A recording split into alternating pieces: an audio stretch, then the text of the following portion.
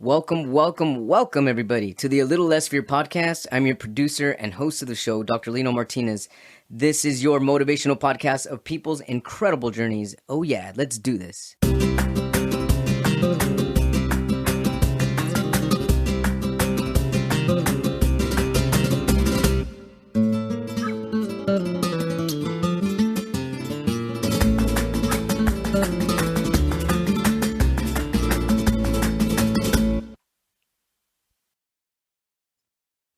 Welcome back, everybody, to the A Little Less Fear podcast, the Dr. Lino show. I would like to welcome Jeanell. Jeanell, what's your last name? Why is it on here? Greene? Oh, Jeanell Greene, as in Greene, not the color green. Jeanell Greene is a life and relationship coach who's on a mission to save marriages and heal families from generational trauma caused in childhood.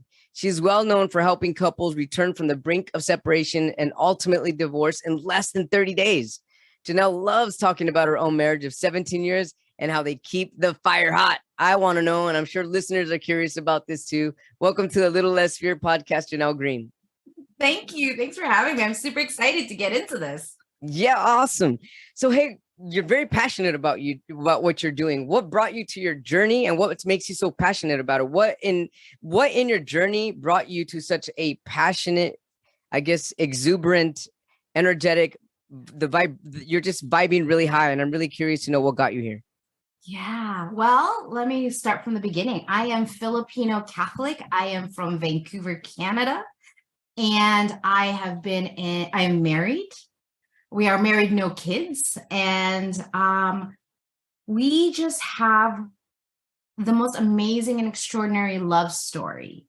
But the way it started, like a lot of stories, is it didn't start out so well.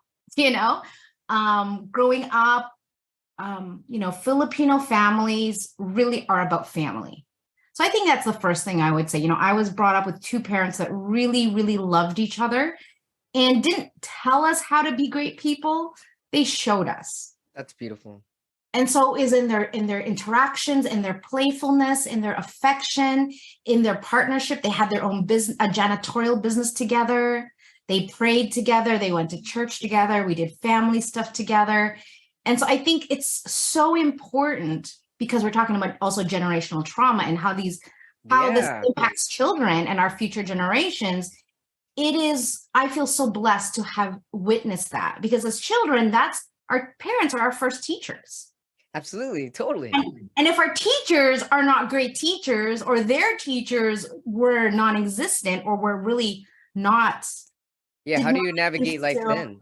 Yeah. And so that's a lot of what I deal with, is teaching people how to have really basic social communication, emotional and mental skills, so that they can be with themselves and other people in a really authentic way. I feel like society has kind of pulled us away from who we know ourselves to be intuitively, and trying to put us in boxes and being like, oh, so you've been divorced. Okay, so you're that kind of person. Or you've cheated on someone, or you're that kind of person. When at the end of the day, we're all the same.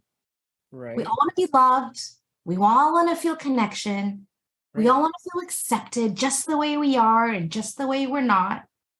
And we all fear rejection, and we fear failure. Right. And at the end of the day, like, if we can just get that we're actually more alike than we think we are, then we can have more compassion and forgiveness. Yes. For each other. Exactly. And so when I was 9, when my life changed, when I was 9, my dad cheated on my mom with my mom's best friend, and they had a baby. That's tough. And I remember, being 9 for sure. And I remember, standing at that window watching my dad leave, my mom telling us that, dad is leaving, he doesn't love us anymore. And I remember just standing at that bay window watching my dad go into a car that I didn't recognize.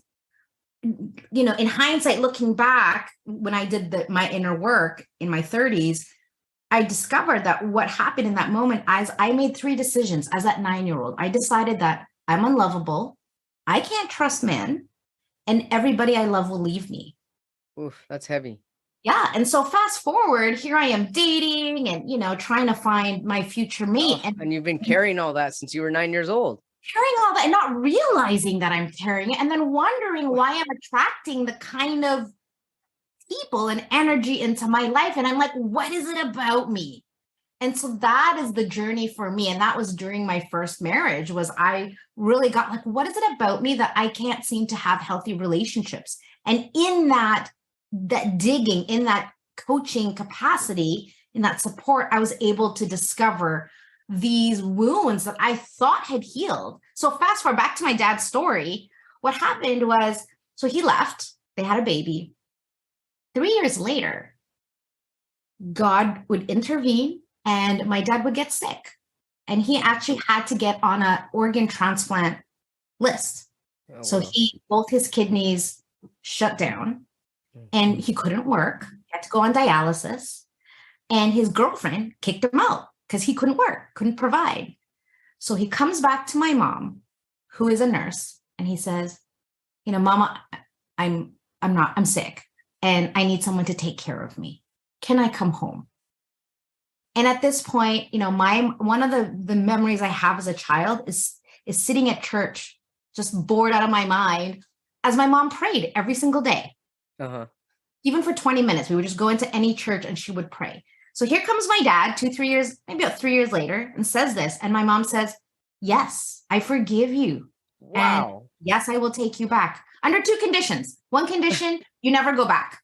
If you're here, you're here. Uh-huh. Number 2, we completely let this go. We close up that, we put it away, we move forward, and we never look back. And she honored her word. She never brought it up as a low blow, no matter how bad their fights got. And it was actually my dad who would bring it up when he would have these moments of guilt, realizing what he had done. And my mom saying, no, we're not doing that. Yeah. We're committed to really being happy. And so I think that was the first time I really got, wow, love is so powerful. And it really is. Wow. Family, if you have family and love and God in the center of all of that, anything you want is possible. And I think if you're listening to this as someone who is struggling in your marriage, sometimes it's just that commitment, that willingness to say, yeah, I'm open to saving this. I don't know how, but I am willing. I love this. Right? Then now you can see that. So a lot of people will come to me and say, Jeanell, I want to forgive. I just don't know how. That's the toughest part. That is the toughest part. And so my response back is, if you don't know forgiveness for yourself, if there's something that you haven't forgiven yourself about, there is no way that you can give that to somebody else. You got to learn it for yourself first. Mm-hmm. And that's why my work, even though, I consider myself, a relationship coach, the relationship is actually with ourselves first and foremost. So how do you guide someone on how to forgive themselves? What's an example? I think the first thing, and this is, I think, the biggest problem, is that people don't actually understand what forgiveness actually is. That's true. So what is forgiveness? Yeah. So most people think forgiveness is about the other person, about forgiving them for what they did to us to hurt us. And once we feel satisfied that they are sorry, now we, quote unquote, forgive them. But now the forgiveness is tied to someone else's, response or feedback, when forgiveness actually is a gift we give ourselves.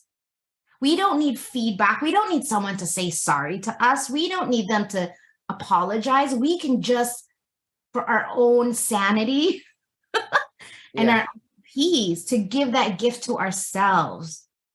And I think that we've just been brought up in a society where we've been taught it's the other way around. Right.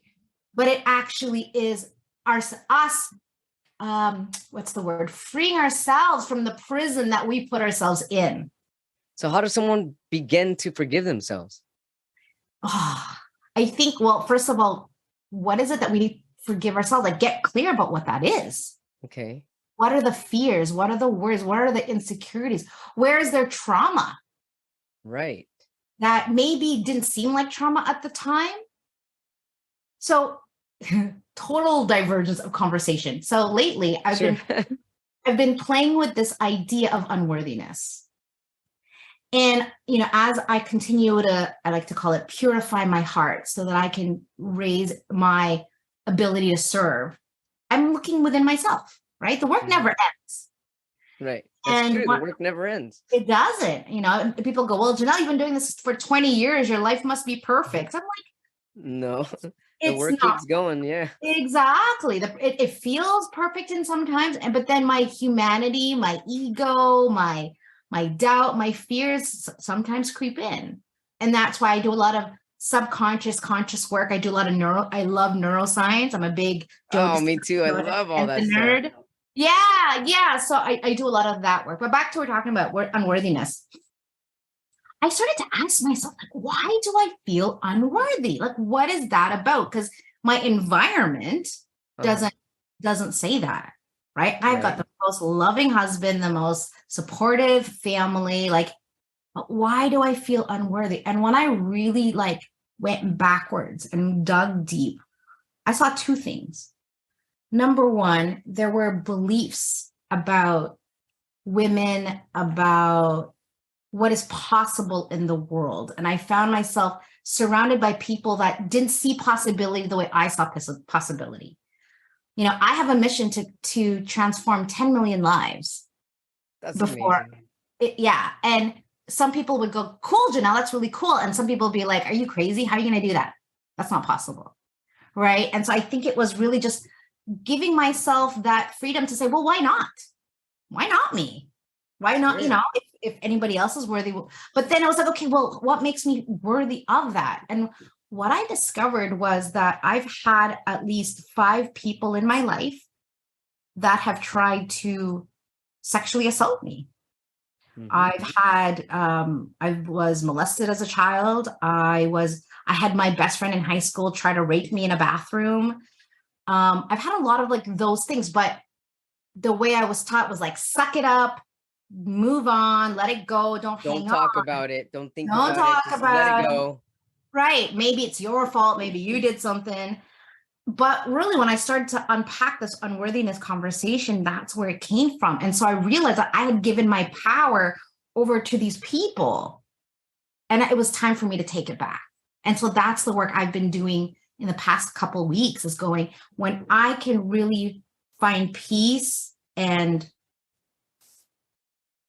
completion and healing from what happened and know that it has nothing to do with my worthiness, I can create a new conversation for who I am.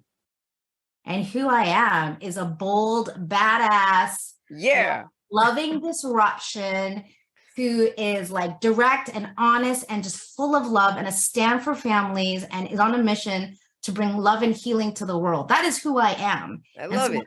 So when I know who I am, I can come back to that whenever life takes me out. And I see the issue with a lot of people is they don't know who they are. They dictate their identity to whom other people say they are. Right. And they lose themselves. They sure do. Oh, yeah. And it's easy to get lost, too. I love what you said right now as far as getting your worthiness back is by finding peace. And when you find peace and when you start to find inner peace, and also, I guess you could say, forgiving yourself, that's taking your power back. Yeah. And to answer your question about the forgiveness piece, I think it really starts with, and this is the work I do with my clients, is we know our emotions. Emotions are very clear for us, right? But it's the thoughts that we're unclear about. And when you can take those emotions and try to distill them into thoughts, now you can actually have something to work with, because emotions are so all over the place, right? They're not logical, right? They're not, you can't reason with emotion. No. That's for sure. So the work then is, how do we bring that emotion into the thoughts? And a lot of the thoughts that we have are a reflection of our beliefs, but more succinctly, it is a reflection of our memories. Yeah. And most of those memories are negative. And so then we continue to drag the past into our future, even though we say we don't want it to be part of the future. We just habitually do that until we're able to truly, truly forgive ourselves and have compassion for whatever other people have done to us or what we've done to ourselves.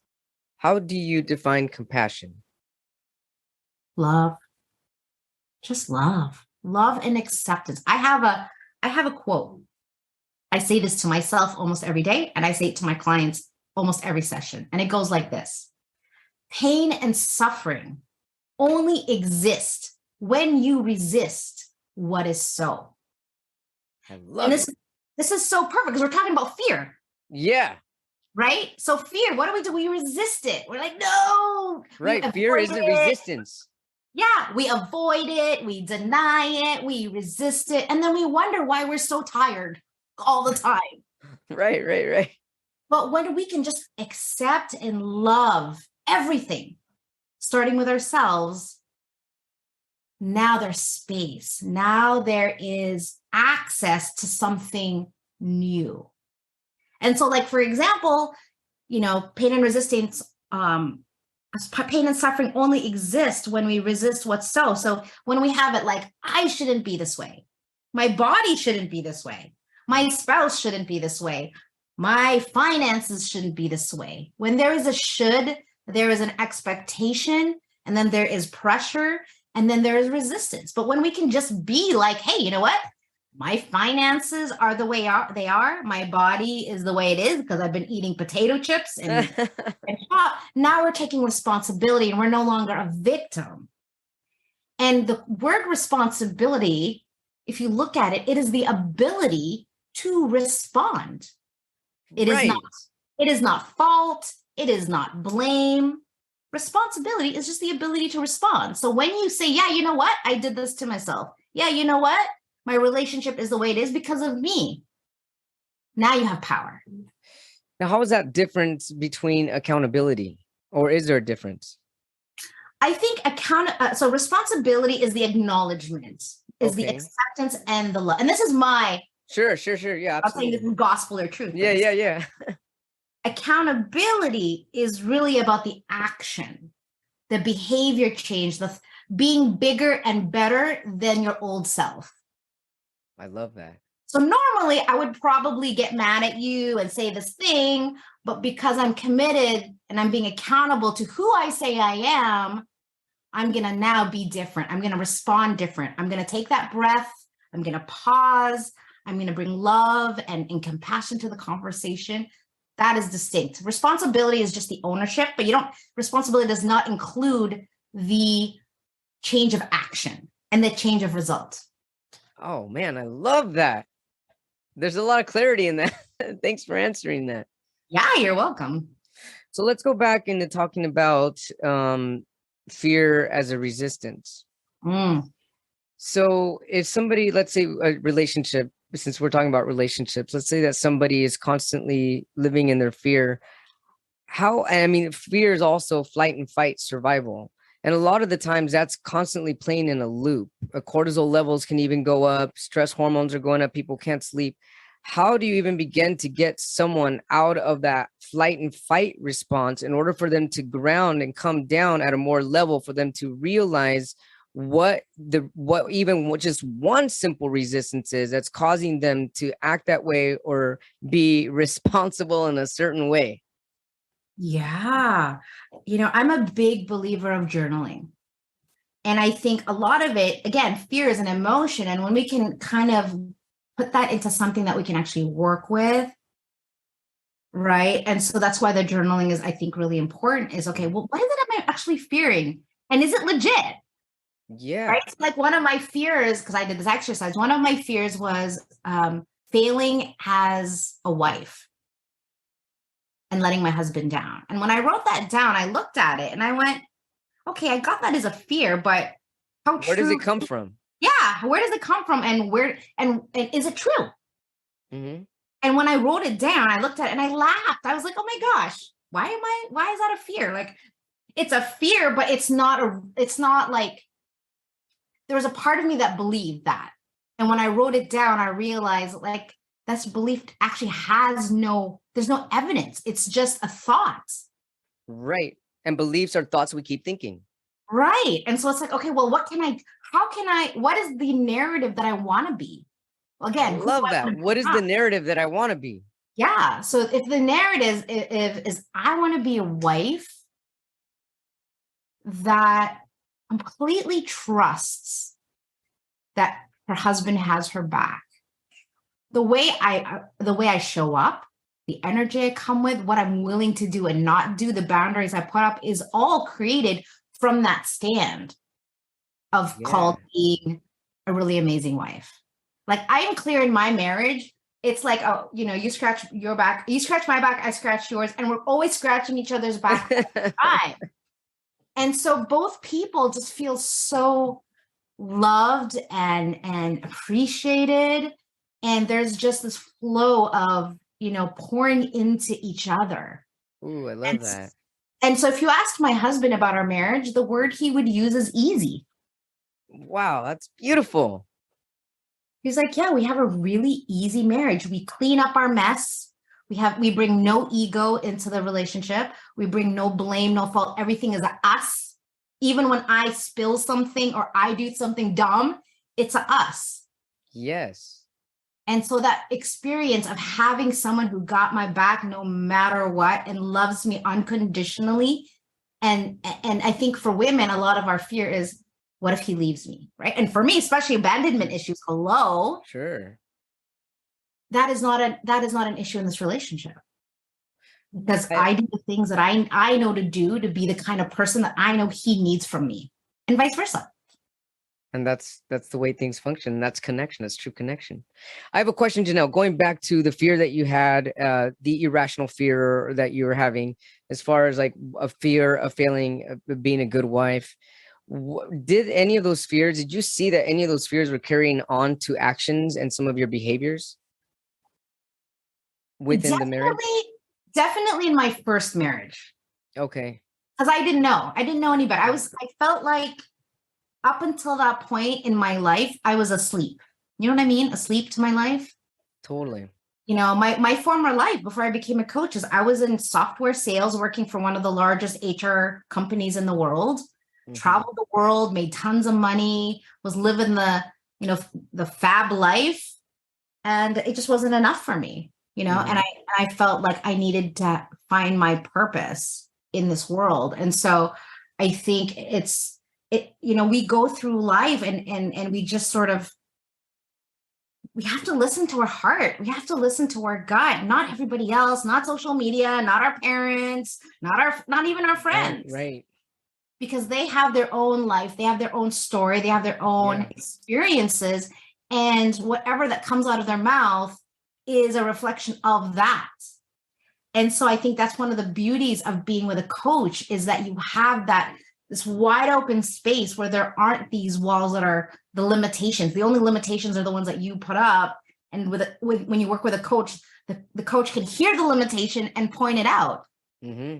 And now the thing that was hidden from your view, the blind spot, has now been brought to light. And now, again, you can deal with something that you can see. When it's in the dark, right? The boogeyman, when the boogeyman is hiding in the dark, we're afraid of it. We sure are. Oh, definitely. But when we can shine a light and see, there's nothing under the bed. See, there's nothing in the corner of the room. We're like, oh, I got nothing to be afraid of. What do you find the most challenging in being a relationship coach? Or do you find it challenging at all? Not getting too involved. I am just such an advocate for family. And I know that when family works, our whole society will work. Yeah, everything around us will work. And I think when two people look at each other less than love, and they make up stories about the one person they've committed their life to, it's very hurtful. Mm-hmm. Because I think we forget that we are all God's children. We all doing the best we can with what we know. We're not out to hurt each other. We're not here to be malicious. True. So why do we not give our partner, who we say we love, who we said, you are my person, the benefit of the doubt? Why do we go to the negative and entertain the fear first before actually getting what sells. So I think this is what's beautiful about me and Mike is we talk about it. I'm like, hey, honey. So my husband's dad passed away and he's been very quiet and a little bit disconnected. And so, I found myself being like, are you okay? Is there something else other than that that's in the way? And of course, he's like, no, honey, everything's fine. Everything's fine. And then one day I said to him, listen, I'm sorry that I keep asking you, but I got to tell you, I have a fear. I have a fear that we're losing touch. I have a fear that you're going through something and I'm not aware of it. I'm afraid that you don't love me or you're losing that love and feeling for me. Like I just got so vulnerable with him. Yeah. And he was able to be like, oh, honey, no, that's not it at all. Oh my gosh, I'm so sorry I made you feel that way. But I want people to take two things away from this conversation. Number one, please. It is the tone that we come to our partner with. Notice I didn't say, you never pay attention to me. No. Right. I didn't come from a wrong-making place. I really came from, again, responsibility. Here's how I'm feeling. Here are my fears. Here's what I worry about in our relationship. Right. And what's something else? What's the second? So the first is the tone that we come to a partner with. Yeah. And then the second thing is just like the honesty. The honesty and the vulnerability of our own humanity. Yeah. Because we don't want to look bad. We don't want to look bad. We don't want to be judged. We don't want to be rejected. We don't want to fail. But it is in that courage to actually be vulnerable and be willing to fail, willing to be rejected, willing to show weakness that connects us. Definitely. Why does that connect us? Because we're all miserable. And I think especially with social media, there's been, can I just say a pause for a second? My nose is going crazy. And when my nose goes crazy, it means there's a spirit around me. So if you noticed right before we started talking, there was nothing going on in my nose. And as soon as we started talking, my nose started to twitch and I noticed myself going like this. And I'm like, okay, someone's here with me. Sorry. I just beautiful. it's super cool. And it happens too when I sing at church. Nice. The other time that happens. That means we're on the right track. Yes, we are. Yes, we are. Sorry. Bring me back to where we were. Sorry, I was a squirrel. No, I love it. So basically, why is being vulnerable so important? Like, why does that connect us, being vulnerable? Because I think we have spent so much time wearing masks to protect ourselves. And I think we all in some way feel lonely. Alone, and specifically alone in our struggle, alone in our pain and trauma. And I think part of the beauty of, first of all, this podcast, but also in the work that I do is I give people that feeling that, oh, I'm not alone. Yeah. Oh, okay. There's nothing wrong with me. I'm not broken. I'm just going through this phase in life, which is okay. And so again, it's about removing the resistance. So like, I'm okay. There's nothing wrong with me. I'm perfectly imperfect. And that's okay. How do we remove resistance if there's a party of two and the other party is not communicating at all? Let's say the other party is shutting down and one party is willing to communicate. How do you remove that resistance? Yeah, I think first of all is acknowledging that that's just what there is, that what this person is doing is not mean-spirited. Mm-hmm. It is just like a coping mechanism. So I think awareness is really important. Because I think sometimes, especially when we're in fight or flight, right, when we're in survival, we're not paying attention to what's going on with the other person. We're only dealing with ourselves. Right. And so we get very self-centered. Right? Go into survival and we're forgetting that the other person is going through something, having an experience right now. So in that shutdown conversation me and my husband have had that in the past. And all my couples have it. It's like, how do you deal with one person who doesn't want to shut up and then the other person who's like, I need a timeout, and we just numb out. So I'm the numb outer. I'm the runner. Yeah. I shut down because when I was growing up, I had to be the good girl, the people pleaser, And the that was your nice. coping mechanism to feel That safe. was my coping mechanism, was just smiling and nodding my head, even though deep down inside, that was farther from the truth. But yeah, I think just acknowledging that. So what me and my husband did in that case, and what I do with my clients, is we have a conversation. Why are we numbing out? Acknowledging that it's what we did as kids, or acknowledging that that's what mom did. So Yeah. that's what I do. Or Right. if I'm yelling, maybe that's what dad did. And so I'm acknowledging that that's where I picked it up. So first Right. of all, acknowledging, because then you can Acknowledgement. take responsibility, Uh-huh. right? Right. Then and then the second thing is creating a structure. I'm all about creating structure, because when you are in survival mode and you're in your old brain, right? There Yeah. is no space for learning. There's no space for negotiation or compromise. It's like it's a brawl. It's a fight. It sure is. It's a domination game. Yeah. So what I advise my couples is have the conversation before it happens. So it goes like this. Okay, Mike, as my husband's name is Mike. Okay. Hey, Mike, when I'm upset and I ask for a timeout, I need you to stop talking and let me have my timeout. Give me 5 minutes to go outside for a walk, to go into my bathroom, to do whatever it is I need to do to come down. Yeah. Also to calm down your nervous system, because your nervous system is like, it's literally electrified and it's wired. Yeah. Yeah. And when I get, like a lot of people, when we feel confronted, the claws come out, right? We go into survival mode. And so what happens with me is I say really mean stuff that I don't mean, that I end up having to clean up. And so I can feel when I'm getting there, and I'm like, honey, you need to stop. But he doesn't stop. He keeps going. And so we've had I would say 2 or 3 blowouts probably 10 years ago, until we had this conversation. Uh-huh. And so what he admitted to me was, babe, I'm afraid to let you go because I'm afraid you're never going to come back. Mm. So he was honest enough to let me know that's why he chased me. Yeah. And so I got to come back to him and say, honey, I promise you, I will never leave. I just need to come down from my crazy brain so that I can have a real conversation with you. And so once that understanding and that agreement was created, now when we got into that same situation, we knew exactly what was needed. That's beautiful. And so instead of this argument about the dishwasher going on for 4 hours, oh man, right? It was like, because it's like one thing leads to another thing that leads to another. Like now those things are like 5 minutes long. Right. And we know what we need. And then we also, talking about love languages.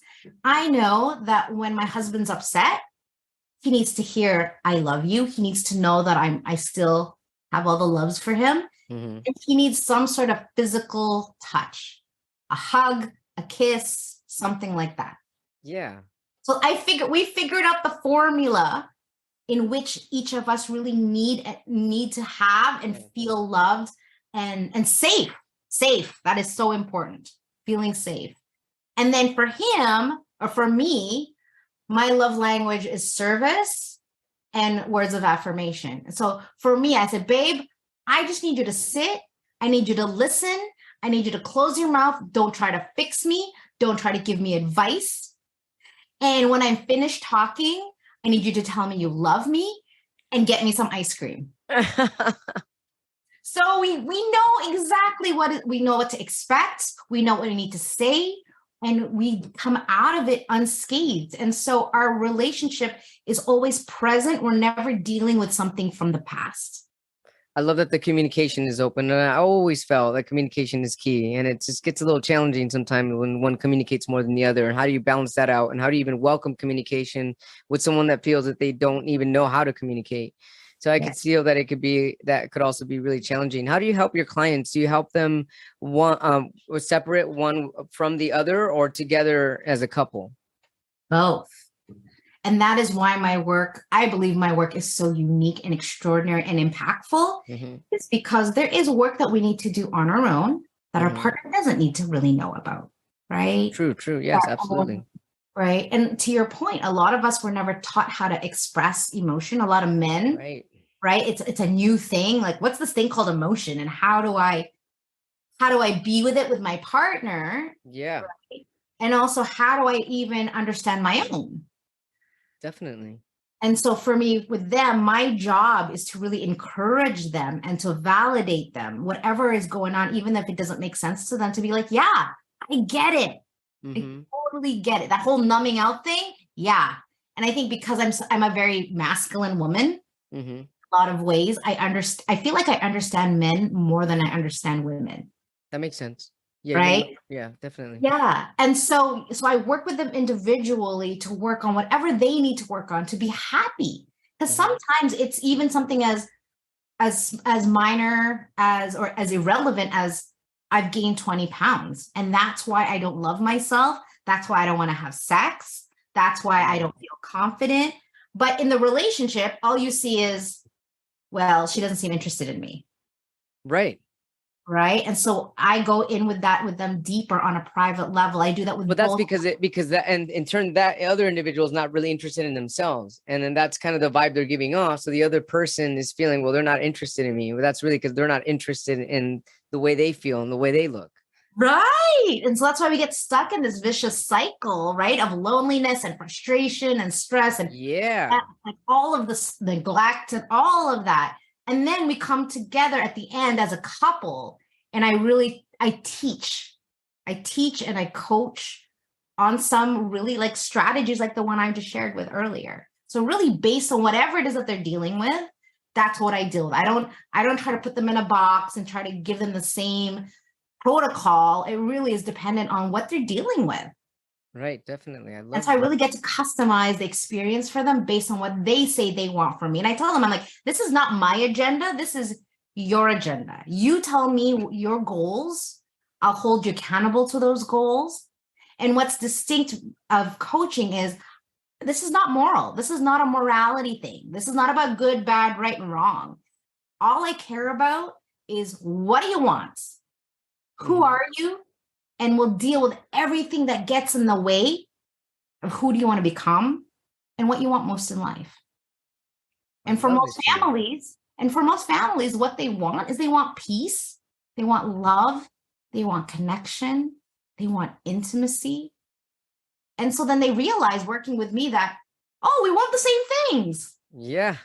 We just haven't talked about it. And the way we communicate it is different. So how do we speak the same language? So that's where I come in. I love this. Jeanell Greene, everybody, life and relationship coach. I love the energy. I love the alignment. I love the connection.